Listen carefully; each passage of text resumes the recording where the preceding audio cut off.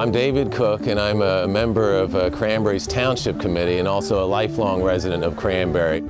The history really of open space preservation really starts with the movement to save the historical integrity of Cranbury itself. Much of Cranbury's history is agrarian, and there was a real push to develop a lot of the fields and farmlands around Cranbury. Cranbury did not want to get built out and become kind of this mass of suburbia. It's very hard to think ahead into the future when you think of what you have now. In many cases, persons don't realize what they have. And Cranbury, I think, was lucky enough to have a number of individuals in past township committees to say, listen, what we have is important and we need to preserve it.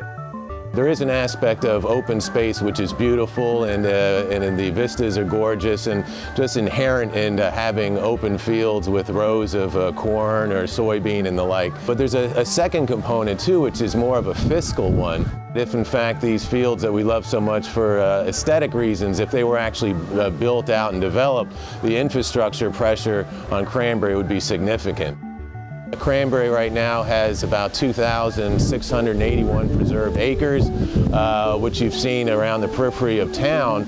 And so what Cranbury is becoming more and more famous for is being this kind of oasis in the middle of central Jersey that's been able to retain its historical beauty and also remain fiscally sound too.